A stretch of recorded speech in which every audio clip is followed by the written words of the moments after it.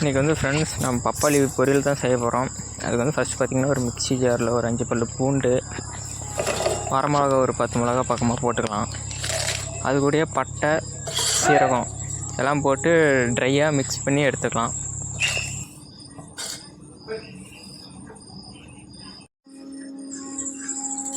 இப்போ வந்து பார்த்திங்கன்னா நல்லா மிக்ஸ் ஆகிடுச்சு. அது கூட நம்ம கொஞ்சம் வந்து தேங்காய் நல்லா போட்டு ட்ரையாக நம்ம வந்து ஆட்டி எடுத்துக்கணும். வாட்டர் வந்து மிக்ஸ் பண்ண தேவையில்ல, ட்ரையாக நம்ம ஆட்டி எடுத்தோம்னா போதும்.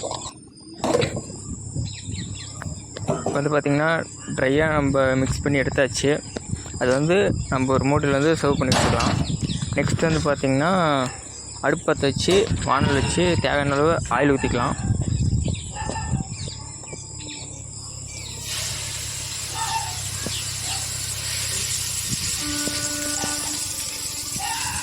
நெக்ஸ்ட் ஆயில் காஞ்ச வட்டிக்கு கடுகு போட்டுக்கலாம். கொஞ்சமாக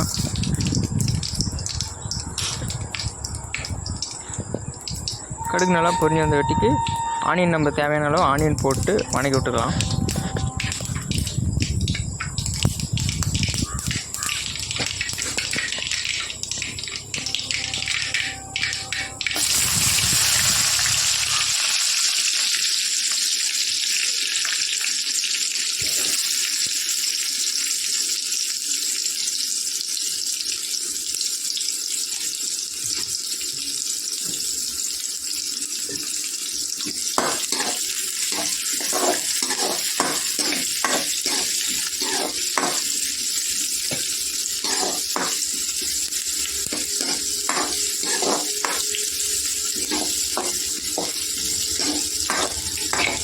ஆனியன் நல்லா வணங்கிடுச்சு. நெக்ஸ்ட் வந்து பார்த்திங்கன்னா தக்காளி நம்ம ஆட் பண்ணி வணக்கி விட்டுக்கலாம்.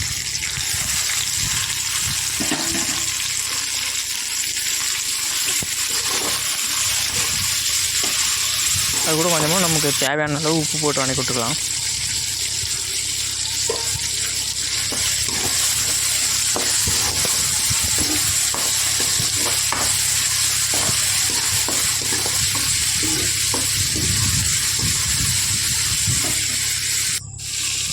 தக்காளி ஓரளவு வணங்கிடுச்சு.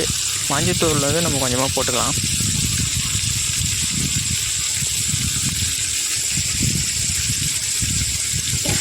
வணக்கி விட்டுக்கலாம்.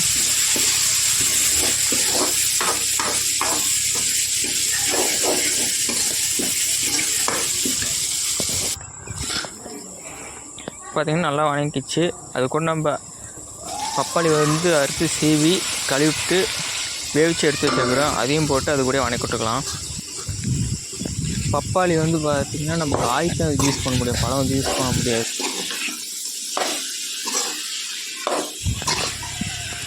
பப்பாளி பொரியல் எடுத்துருக்குன்னு பார்த்திங்கன்னா நமக்கு வந்து காரம் கொஞ்சம் வந்து அதிகமாக தான் இருக்கணும். எப்பயுமே நார்மலாக இருக்கிறதோட கொஞ்சம் அதிகமாக இருந்தால் மட்டும்தான் கரெக்டாக இருக்கும். ஏன்னா இப்போ வந்து பப்பாளி வந்து போகும்போது பார்த்திங்கன்னா லைட்டாக ஸ்வீட்னஸ் வரும். அது வந்து காரம் கொஞ்சம் அதிகமாக இருந்துச்சுன்னா தெரியாது அந்த ஸ்வீட்னஸ். அதனால தான் காரம் கொஞ்சம் நம்ம வந்து அதிகமாக ஆட் பண்ணிக்கிறது.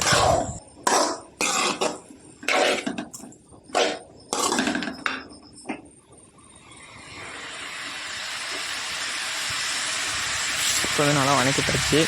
இது கூட வந்து பார்த்திங்கன்னா கறி மசாலு, அப்புறமேட்டு பார்த்திங்கன்னா கொத்தமல்லி தூள் ரெண்டுத்தையும் ஆட் பண்ணி நல்லா கிளறி விட்டுக்கலாம். வீடியோ பார்க்குறீங்க அப்படியே மறக்காமல் நம்ம சேனலை சப்ஸ்கிரைப் பண்ணிட்டு பாருங்கள் ஃப்ரெண்ட்ஸ். அப்படியே லைக் பண்ணிட்டு கொடுக்குற பெல் ஐக்கானை கிளிக் பண்ணிடுங்க.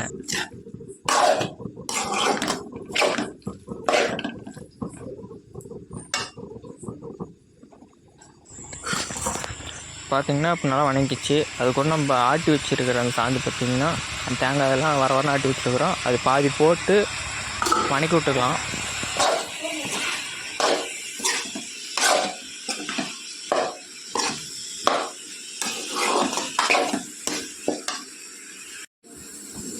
பேலன்ஸ் பாதி வச்சுருந்த தேங்காயும் போட்டு வணக்கி விட்டாச்சு. அப்புறமேட்டு நமக்கு தேவையான கொஞ்சம் தண்ணி கொஞ்சம் நிறைய ஊற்றி நல்லா கிளறி விட்டு கொஞ்சம் கொதிக்க வச்சுக்கலாம்.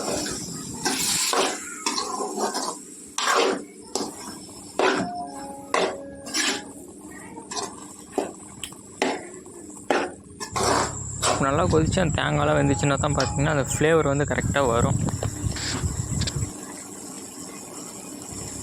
இந்த பப்பாளி வந்து நம்ம வேவிச்சு எடுக்கும்போது கொஞ்சம் நல்லா சாஃப்டாக வர மாதிரி நம்ம வேவிச்சு எடுத்துக்கணும். அப்படின்னு பார்த்தா அந்த பொரியலுக்கு வந்து கொஞ்சம் கரெக்டாக இருக்கும். இந்த பப்பாளி பொரியல் வந்து பார்த்திங்கன்னா நம்ம சப்பாத்தி, பூரி, தோசை, இட்லி, சாப்பாடு எதுக்குனாலும் வச்சு சாப்பிட்லாம். கொஞ்சம் நல்லா கொஞ்சம் கிரேவி மாதிரியும் இருக்கும், பொரியல் மாதிரியும் இருக்கும். அவ்வளோதான் ஃப்ரெண்ட்ஸ், பப்பாளி பொரியல் ரெடி ஆகிடுச்சு. நம்ம கேஸ் ஆஃப் பண்ணிடலாம்.